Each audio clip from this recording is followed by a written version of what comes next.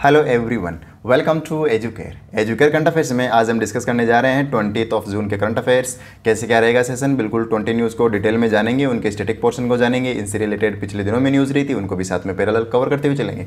ये मेनली आपके banking exams के लिए खास इंपॉर्टेंट बनता है, आल्सो इंश्योरेंस एग्जाम्स के लिए भी इंपॉर्टेंट बनता है। अगर आप आने वाले आरआरबी एग्जाम्स की तैयारी कर रहे हैं तो ये आपके लिए खासा इंपॉर्टेंट सेशन है। अगर आप आरआरबी पीओ क्लर्क की प्रिपरेशन कर रहे हैं तो अगर आपको इनकी पीडीएफ चाहिए तो आप टेलीग्राम चैनल से जुड़ सकते हैं। टेलीग्राम चैनल से जुड़ने के लिए आप डिस्क्रिप्शन बॉक्स में लिंक और यूजर आईडी दी गई है, वहाँ से जुड़ सकते हैं। Hello everyone, welcome to Educare current affairs में आज हम डिस्कस करने जा रहे हैं 20 जून के करंट अफेयर्स। कैसे क्या रहेगा सेशन, बिल्कुल डिटेल में जानेंगे। टोटल 20 न्यूज़ को कवर किया गया है आज और इनके स्टैटिक पोर्शन को जानेंगे, इनसे रिलेटेड जो पिछले दिनों में न्यूज़ रही थी उनको साथ में कवर करते हुए चलेंगे। ये मेनली आपके बैंकिंग इंश्योरेंस एग्जाम के लिए खास इंपॉर्टेंट सेशन है। अगर आपको इनकी पीडीएफ चाहिए, डेली हो चाहे monthly, weekly, static, MCQ formats में किसी भी प्रकार की आपको पीडीएफ चाहिए तो आप टेलीग्राम से ले सकते हैं। वहाँ पर आपको जुड़ना है तो आप नीचे डिस्क्रिप्शन बॉक्स में यूज़र आईडी और लिंक दिया है, आप जुड़ सकते हैं। और अगर आपको फिर भी दिक्कत आती है जुड़ने में तो आप सर्च कीजिए एजुकेयर करंट अफेयर्स, आपको वहाँ पर मिलेगा। 3200 से भी ज़्यादा स्टूडेंट्स जुड़े हुए एक चैनल मिलेगा, वहाँ पर आप जुड़ सकते हैं। आगे बढ़ने से पहले ये है मेरा score card of the IBPS 2021 जो कि मैंने क्रैक किया है और मुझे इंडियन बैंक मिला है, ठीक है। और मेरा हाईएस्ट स्कोर 28.25 जो कि करंट अफेयर्स बैंकिंग इकोनॉमी में है। अगर आपको भी अच्छे मार्क्स लाने हैं, अच्छे स्कोर करना है तो आप डेली वाइज वीडियोस देखिए, वीकली वीडियो से आप रिवाइज कीजिए, स्टैटिक पोर्शन को तो बिल्कुल मिस मत कीजिए। और यानी ये मोर देन 4 सोर्सेज का कंपाइलेशन है। मैं खुद कहीं नहीं बनाता करंट अफेयर्स, मैं कंपाइल करता हूँ, जो जितने भी करंट अफेयर्स के बड़े बड़े सोर्सेज है वहाँ से कंपाइल करके लाता हूँ और आपके लिए यानी एक तरह से नोट्स प्रोवाइड करने का काम कर रहा हूँ आपको। तो आपको अपना टाइम वेस्ट करने की कोई आवश्यकता नहीं है और सोर्सेज में पढ़ने में, उनसे कलेक्ट करने में, डेटा कलेक्ट करने में, नोट्स बनाने में। आपको डायरेक्ट नोट्स बने बनाए मिल रहे हैं और वो भी मोर देन 4 सोर्सेज के। तो इससे बेस्ट आपको कहीं नहीं मिलेगा। अगर आपने सब्सक्राइब नहीं किया तो इसे सब्सक्राइब कर लीजिए। टेलीग्राम पर नहीं जुड़े हैं तो टेलीग्राम पर जुड़ लीजिए, वहाँ पर मैं डेली क्विजेज़ भी करवाता हूँ। तो वो आपके लिए और भी कहीं ना कहीं आपके मार्क्स में इम्प्रूवमेंट लेकर आएंगे। तो जुड़ जाइए अगर आप अभी तक नहीं जुड़े हैं तो। बढ़ते हैं आज के फर्स्ट न्यूज़ की तरफ। आज की फर्स्ट न्यूज़ है दिल्ली कस्टम्स लॉन्चेस प्रोजेक्ट निगाह है एट ICD गरिहा हरसारू गुरुग्राम। गरिया हरसारू एक टाउन है, एक जगह गुरुग्राम में, और वहाँ पर ही कंटेनर का एक डिपो है जिसका नाम है ICD गरिहा हरसारू। डिपो को जो होते हैं उन डिपो को बोलते हैं ICD की फुल फॉर्म होती है inland container depot. Inland container depot जहाँ पर कंटेनर्स का हब होता है, कंटेनर्स रखे जाते हैं। तो यहाँ पर ही एक निगाह प्रोजेक्ट लॉन्च किया गया है दिल्ली कस्टम्स के द्वारा। अच्छा, निगाह प्रोजेक्ट का क्या मतलब होता है? प्रोजेक्ट यानी निगाह का मतलब होता है आई, यानी देखते रहना, निगाह करना यानी उस पर निगरानी रखना। तो निगाह है, इसका मकसद है जो कंटेनर्स होते हैं उन कंटेनर्स को ट्रैक करना। क्या करना? उन कंटेनर्स को ट्रैक करना। तो इसी चीज़ के लिए प्रोजेक्ट निगाह लॉन्च किया गया है ताकि कंटेनर्स को ट्रैक किया जा सके। और इसे कहाँ लॉन्च किया गया है? ICD गरिया हरसारू, जो ये कहाँ पर है? गुरुग्राम में है। और इसे लॉन्च किया गया था सुरजीत भाजूवाल के द्वारा। और सुरजीत भाजूवाल जो दिल्ली कस्टम जोन के चीफ कमिश्नर है, इन्होंने इसे लॉन्च किया है, तो याद रखिए। और जो ट्रैकिंग सिस्टम लॉन्च किया उसका नाम है ICTM यानी ICD कंटेनर ट्रैकिंग मॉड्यूल। तो ये भी आप नाम याद रखिए, ICTM। इसी का यूज़ करके कंटेनर्स को ट्रैक किया जाएगा। और ICD इनलैंड कंटेनर डिपो, इसे ड्राई पोर्ट्स भी कहा जाता है। ड्राई पोर्ट्स का मतलब होता है जो पानी में नहीं है यानी ज़मीन पर है, भूमि पर है, तो इस डिपो को बोलेंगे ड्राई पोर्ट्स, तो याद रखिए। अगली न्यूज़ है France became the 6th country to adopt UPI as a payment method. पहले 5 कंट्रीज़ ने अडॉप्ट कर लिया था, जिनमें से Nepal, Bhutan, UAE, Singapore, Malaysia. अब 6th कंट्री कौन बन गया है? फ्रांस। तो ये बिग अचीवमेंट इंडिया के लिए कि एक यूरोपियन कंट्री ने UPI को अडॉप्ट कर लिया है। और अब ज़्यादा टाइम नहीं लगेगा हमें और भी यूरोपियन कंट्रीज़ में UPI को लॉन्च करने में। ये समझ लीजिए UPI one of the best platform है फॉर द पेमेंट मेथड्स। तो देख सकते हैं आपको कितना क्रेज़ बढ़ रहा है UPI का। तो अब फ्रांस जैसे बड़े बड़े डेवलप्ड कंट्रीज़ भी UPI को अडॉप्ट कर रहे हैं। तो याद रखिए 6th कंट्री बन गया है फ्रांस। और इसके लिए फ्रांस के जो लायरा नेटवर्क जैसे अपना इंडिया का जो पेमेंट सॉल्यूशन है UPI, वैसे लायरा नेटवर्क है फ्रांस का। तो लायरा फ्रांस के साथ MOU साइन किया है NPCI ने। और NPCI की जो इंटरनेशनल बॉडी है NPCI international payment limited NIPL, इसके साथ MOU साइन किया लायरा नेटवर्क ने, ताकि ना केवल यूपीआई, रुपए कार्ड भी वहाँ पर लॉन्च किया जाएगा। तो याद रखिए, रुपए कार्ड और यूपीआई फ्रांस में लॉन्च करने जा रहे हैं और यूपीआई को अडॉप्ट करने वाला 6th कंट्री बन गया है फ्रांस, और यूरोप में फर्स्ट कंट्री बन गया। यूरोप में तो फर्स्ट कंट्री बन गया है और इसके लिए लायरा नेटवर्क के साथ एमओयू साइन किया है। और ये चीज़ एमओयू साइन किया था अश्विनी वैष्णव की मौजूदगी में। अश्विनी वैष्णव जो कि इंफॉर्मेशन एंड टेक्नोलॉजी मिनिस्टर है, तो इन्हीं के द्वारा साइन किया गया। तो याद रखिए, और ये साइन किया गया था ड्यूरिंग द विवा टेक्नोलॉजी 2020 इवेंट 2022 इवेंट जो कि पेरिस में हेल्ड हुआ था। एग्जाम के लिए एक इंपॉर्टेंट क्वेश्चन ये भी बनता है कि विवा टेक्नोलॉजी 2022 कहाँ पर हेल्ड हुआ, तो फ्रांस यानी पेरिस जो फ्रांस की कैपिटल, वहीं पर ये होस्ट हुआ, ये भी याद रखिए। और जो नेपाल है, ये पहला ऐसा देश था जिसने यूपीआई अडॉप्ट किया था। यूपीआई को अडॉप्ट करने वाला पहला देश कौन सा था, नेपाल। अगली न्यूज है, doctor S Jaishankar and Shri Anurag Thakur inaugurate first ever squash court at the major Dhyan Chand stadium. कहाँ पर है major Dhyan Chand stadium, new Delhi में। तो ठीक है, न्यू दिल्ली में स्टेडियम है मेजर ध्यानचंद स्टेडियम, और यहीं पर पहला स्क्वैश कोर्ट लॉन्च किया गया। क्या पहले से पहले कोई स्क्वैश कोर्ट थे नहीं क्या इंडिया में? बिल्कुल स्क्वैश कोर्ट थे, लेकिन जो स्पोर्ट्स अथॉरिटी ऑफ इंडिया के अंतर्गत नहीं थे, स्पोर्ट्स अथॉरिटी ऑफ इंडिया के अंतर्गत नहीं थे। अब इसके अंतर्गत पहला स्क्वैश कोर्ट लॉन्च कर दिया गया है, और स्क्वैश कोर्ट किस स्टेडियम में लॉन्च किया गया है, तो मेजर ध्यानचंद स्टेडियम में लॉन्च किया गया है। और इसे लॉन्च किया गया है डॉक्टर एस जयशंकर के द्वारा, जो कि फॉरेन एक्सटर्नल अफेयर्स मिनिस्टर है, और अनुराग ठाकुर जो कि स्पोर्ट्स मिनिस्टर है।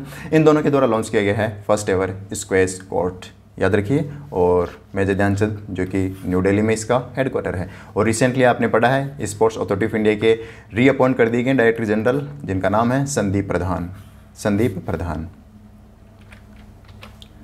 अगली न्यूज़ है, unemployment rate UR for the person of 15 years and above, 15 साल और उससे ऊपर के जितने भी अडल्ट कह सकते हैं या फिर यूथ कह सकते हैं, उनके रिगार्डिंग अनएम्प्लॉयमेंट रेट में गिरावट देखने को मिली है, और अभी 8.2% है फॉर द Q4 फाइनेंशियल 2022। तो 8.2% की गिरावट हुई है अनएम्प्लॉयमेंट रेट में, तो एक पॉजिटिव साइन है आने वाले यूथ के लिए। तो Q4 for the financial year 2022, quarter याद रखिए, Q4 का ये डेटा है। और ये लॉन्च किया गया था 14 पीरियोडिक लेबर फोर्स सर्वे के दौरान, जो कि पहली बार 2017 में लॉन्च किया गया था लेबर सर्वे, और मिनिस्ट्री ऑफ लेबर के द्वारा ये रिलीज़ किया जाता है। सॉरी, मिनिस्ट्री ऑफ लेबर के द्वारा नहीं, ये नेशनल स्टैटिस्टिक्स ऑफिस के द्वारा रिलीज़ किया जाता है। सुपर इंपॉर्टेंट, आपके लिए एग्जाम में क्वेश्चन पूछा जा सकता है कि पीरियोडिक लेबर फोर्स सर्वे किसके द्वारा लॉन्च किया जा सकता है। आप लेबर को समझकर मिनिस्ट्री ऑफ लेबर या डिपार्टमेंट ऑफ लेबर मत कर दीजिएगा, आंसर होगा नेशनल स्टैटिस्टिक्स ऑफिस। और ये नेशनल स्टैटिस्टिक्स ऑफिस जो कि ministry of statistics and programme implementation के अंतर्गत आती है, जिसे हेड किया जाता है राव इंद्रजीत के द्वारा। तो इसी ने रिलीज़ की है unemployment rate 8.2% for the Q4 for the financial year 2022। अगली न्यूज़ है, India's life expectancy increase to 69.7 in the year 2015-2019।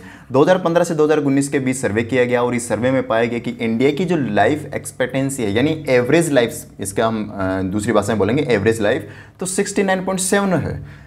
59 साल 69.7 ईयर हर एक आदमी एवरेज लाइफ जीता है, और ये ग्लोबल एवरेज से कम है। ग्लोबल एवरेज है 72.6 ग्लोबल एवरेज है, और इंडिया का है 69.7। अभी भी काफ़ी टाइम है 72.6 के पास जाने के लिए, क्योंकि अगर आप देखें इंप्रूवमेंट कितना हो रहा है एवरेज में, तो पिछले 10 सालों में सिर्फ 2 साल का इंप्रूवमेंट हुआ है। पिछली बार पिछले 10 साल पहले कितनी थी, 67.7 के आसपास थी। तो अब सिर्फ 2 साल का इंप्रूवमेंट हुआ है 69, जो कि 10 साल लगे इस चीज़ में। और पुराने डेटा की बात करें तो 45 ईयर्स पहले तो 49.7 था 1970-75 में। 1970-75 में 69.7 था एवरेज लाइफ, और वह घटकर कितनी हो गई, बढ़कर कितनी होगी 69.7। यानी 20 साल का जो इम्प्रूवमेंट है वो देखने को मिला है पिछले 45 ईयर्स में, और पिछले 10 सालों में 2 साल का इंक्रीमेंट देखने को मिला। तो अभी भी 10 साल लगेंगे अपन को, फिर से 10 से 15 साल लगेंगे हमें एवरेज तक पहुंचने में, एवरेज 72.6 तक पहुंचने में अभी भी हमें 10 से 20 साल का टाइम लगेगा। तो याद रखिए, दूसरा इंपॉर्टेंट डेटा की बात करें कि स्टेट वाइज क्या डेटा रहा, तो केरला की सबसे ज़्यादा हाई एवरेज लाइफ है 77.3 ईयर्स। फिर उसके बाद आपको देखने को मिला कि ओडिशा सबसे हाईएस्ट इंक्रीज देखने को मिला है। ओडिशा में कि सबसे ज़्यादा हाईएस्ट इंक्रीमेंट देखने को मिला है 45.7 एवरेज लाइफ थी 24 साल पहले, लेकिन आज 69.8 ईयर्स हो गई। तो हाईएस्ट इंक्रीमेंट देखने को मिला है ओडिशा में। और अगर हम बात करें सबसे कम एक्सेप्टेंसी किसकी है लाइफ, तो छत्तीसगढ़ आंसर बनेगा। सबसे कम एवरेज लाइफ छत्तीसगढ़ की है और उससे सेकेंड लोएस्ट है उत्तर प्रदेश की। कई बार स्टूडेंट्स कंफ्यूज हो रहे हैं कि उत्तर प्रदेश की सबसे कम है, नहीं, आंसर होगा छत्तीसगढ़। सेकेंड लोएस्ट है उत्तर प्रदेश की 65.6 और छत्तीसगढ़ की है 65.3 ईयर्स। तो याद रखिए सारी इंपॉर्टेंट डेटाज आप काफ़ी इंपॉर्टेंट है, एक पर्सन आपको देखने को जरूर मिलेगा।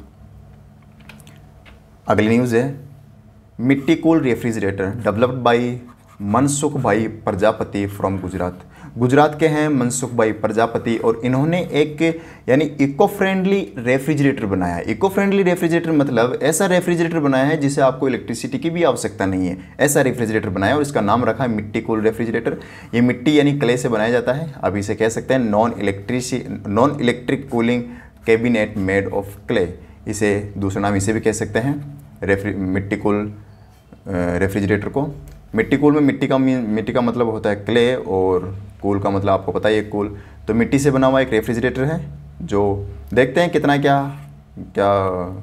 हालांकि जो इलेक्ट्रिसिटी से यूज़ होने वाले रेफ्रिजरेटर से उनकी तो जो कंपटीशन में तो नहीं आएगा ये, लेकिन फिर भी एक तरह से ये इंपॉर्टेंट इसलिए बनता है क्योंकि इसे recently bureau of Indian standard ने इसके रिगार्डिंग स्टैंडर्ड्स रिलीज़ किए हैं। इस मिट्टी कूल रेफ्रिजरेटर के रिगार्डिंग स्टैंडर्ड्स रिलीज़ किए हैं, तो ये इंपॉर्टेंट बनता है इसलिए हमारे लिए।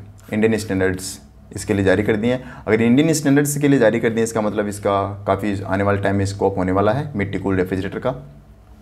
तो याद रखिए बनाया किसने है, मनसुख भाई प्रजापति ने, जो कि गुजरात से हैं। अगली न्यूज है 51st session of the standing committee for the promotion of exports shipping was held in new Delhi. Recently New Delhi में standing committee for promotion of exports को प्रमोट करने के लिए एक सेशन आयोजित हुआ जो कि 51st सेशन था।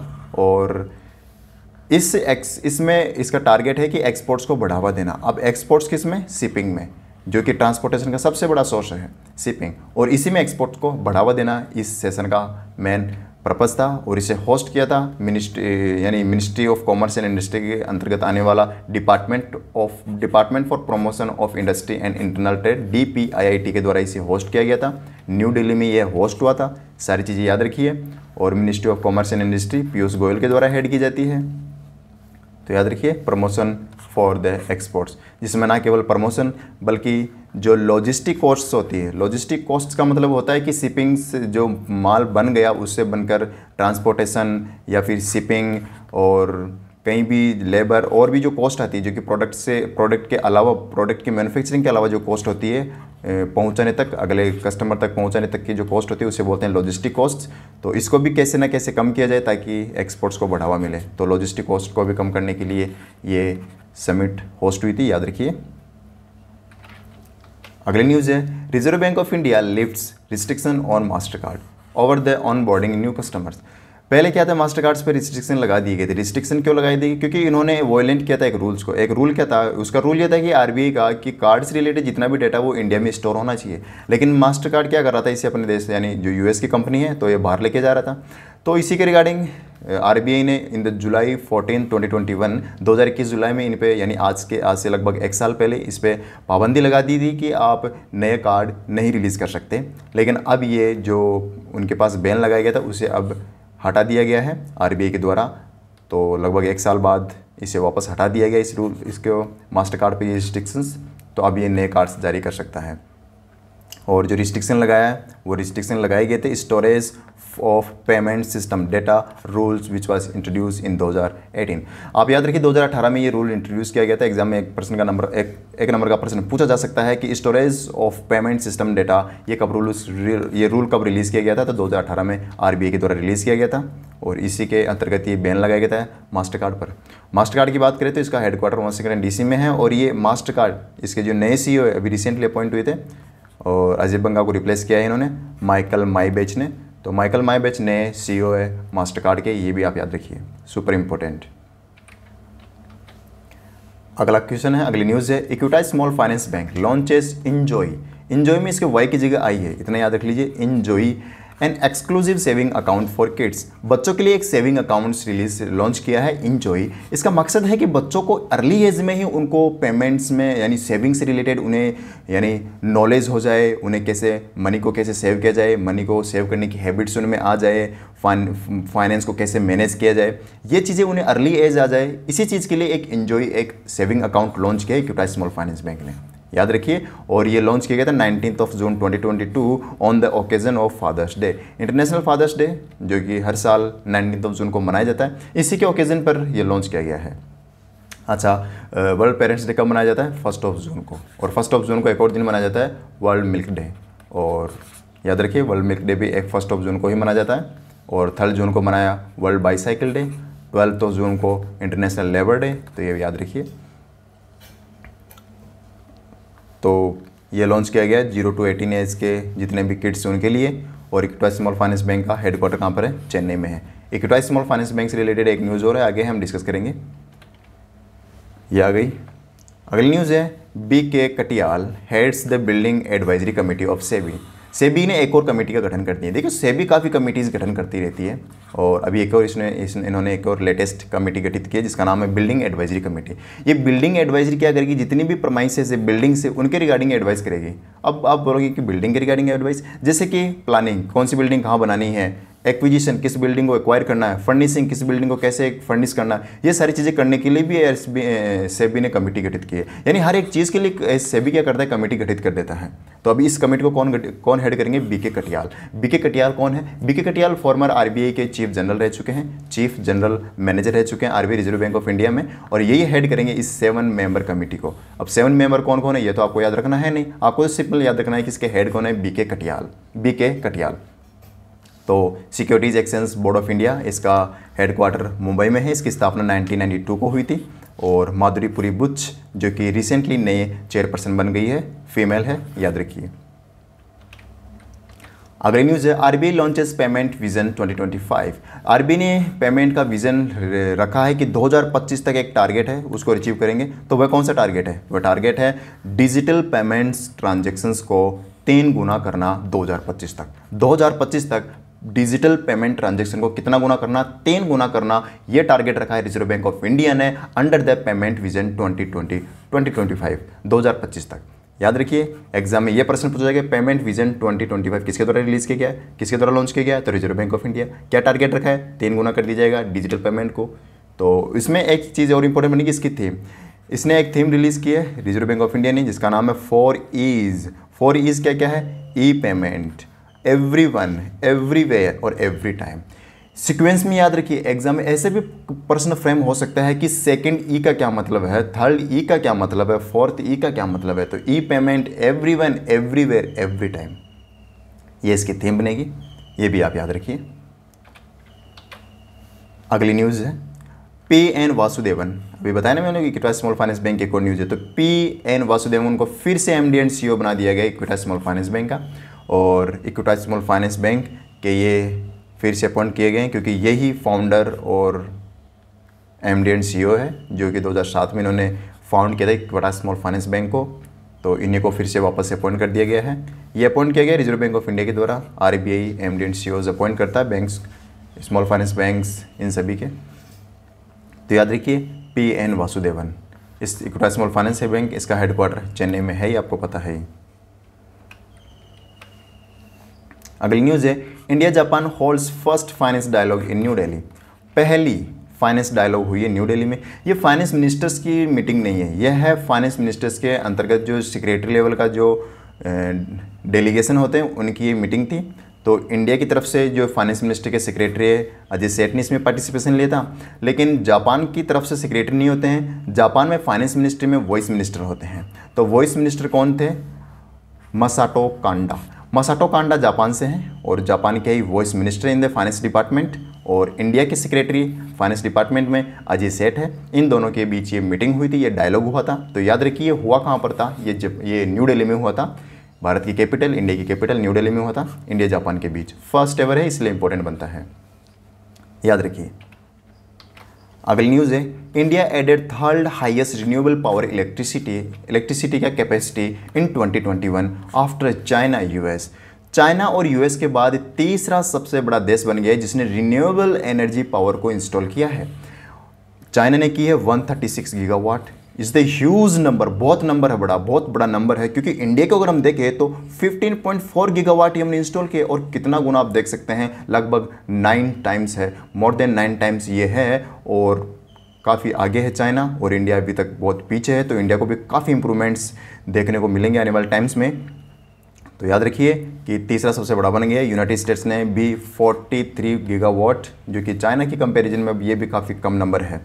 थर्ड नंबर पर अपना इंडिया आता ही है। तो याद रखिए रिन्यूएबल एनर्जी की बात कर रहा हूँ मैं, सोलर एनर्जी की बात नहीं कर रहा। अगर सोलर एनर्जी की अगर बात करें तो इंडिया 4th पोजीशन पर है। पहले नंबर पर आता है चाइना, सेकंड पर यूएसए, फिर थर्ड नंबर पर जापान आता है, फिर 4th नंबर पर इंडिया की पोजीशन आती है। लगभग इंडिया ने 2021 में 10 गीगावाट इंस्टॉल किए सिर्फ सोलर, फिर उसके बाद विंड, जो हाइड्रोजन और भी कई ग्रीन एनर्जीज है, उसमें 5.4 गीगावाट का रोल रहा है।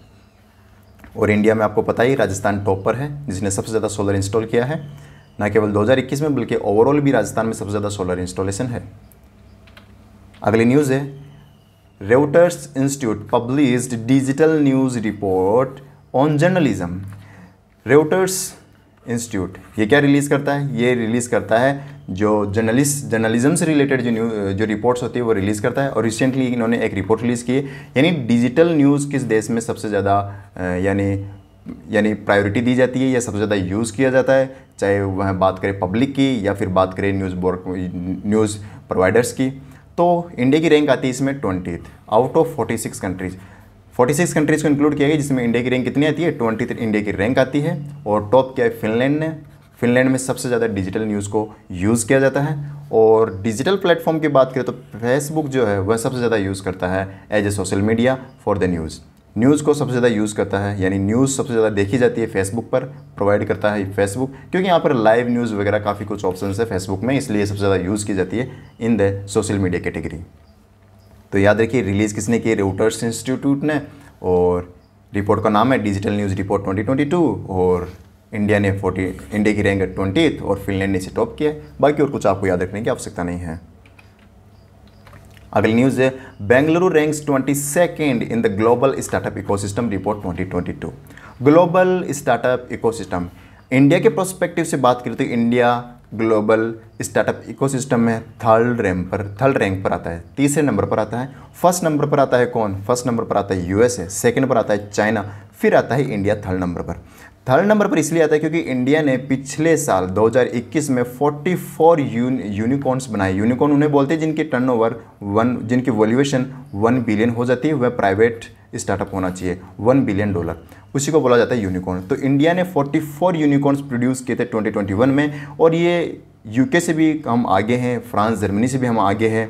तो फर्स्ट नंबर पर यूएसए, सेकंड नंबर पर चाइना और थर्ड नंबर पर इंडिया। ये तो बात हो गई कंट्री वाइज। बात करते हैं सिटी वाइज कि सबसे ज़्यादा इकोसिस्टम किस शहर में है, तो फिर आंसर बनेगा सिलिकॉन वैली में। सिलिकॉन वैली जो कि यूएस में है, यूएस की सिलिकॉन वैली सबसे आगे है स्टार्टअप इकोसिस्टम में। सेकेंड नंबर पर आता है न्यूयॉर्क भी यूएस का ही है। फिर आता है यूके का लंदन, तीसरे नंबर पर आता है लंदन। और फिर बात करते हैं इंडिया की, तो इंडिया का जो बेंगलुरु है वह 22nd पोजीशन पर आता है ग्लोबल स्टार्टअप इकोसिस्टम रिपोर्ट में।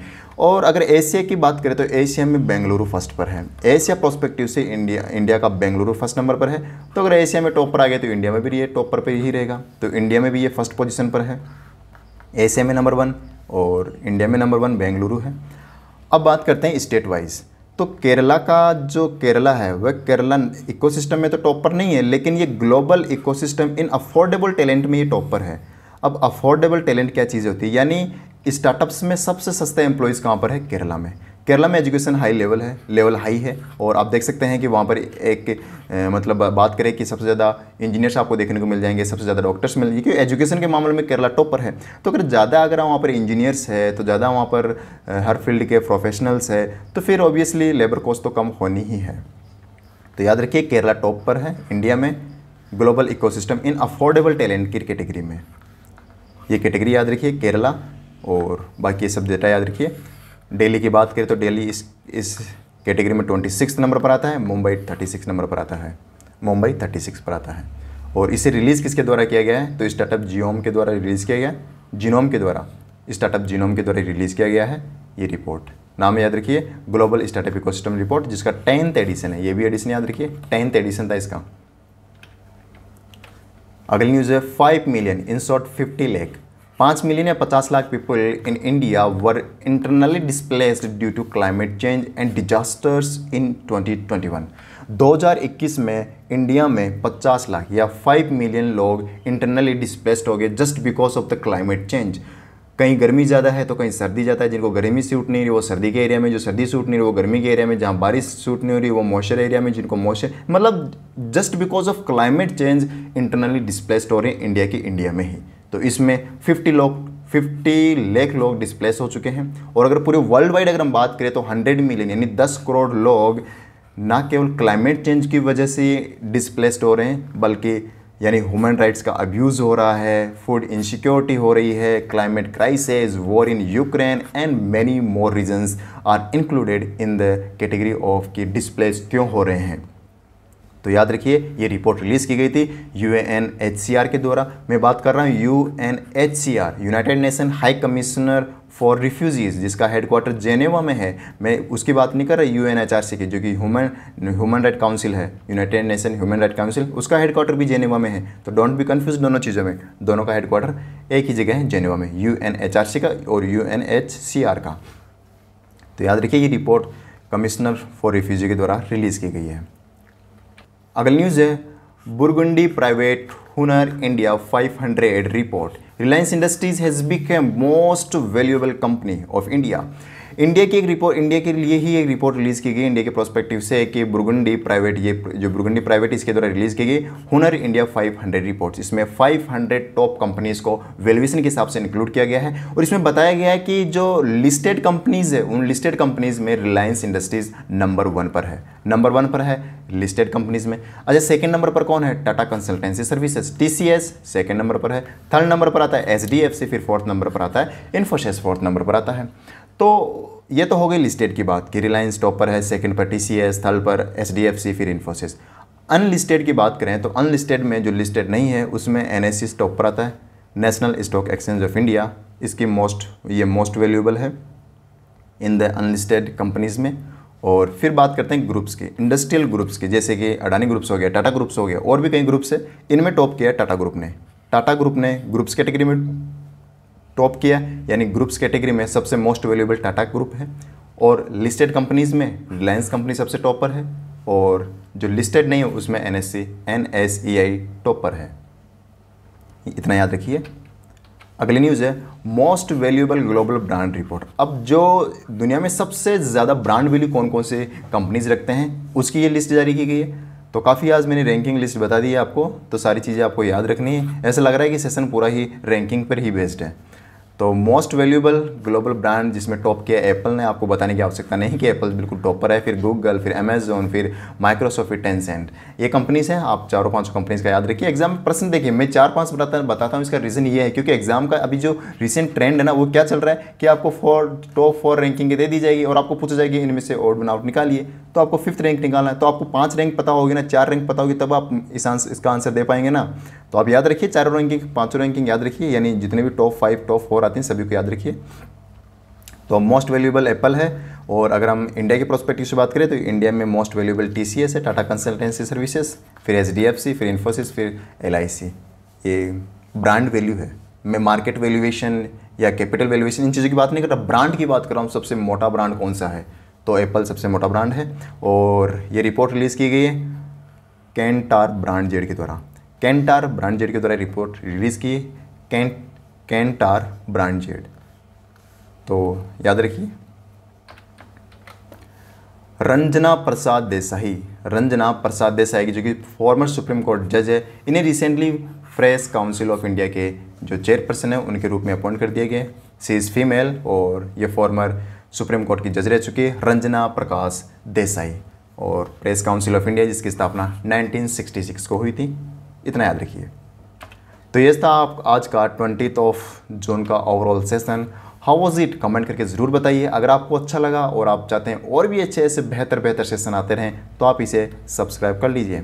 मिलते हैं अगली वीडियो में 21 जून के में। तब तक के लिए गुड बाय।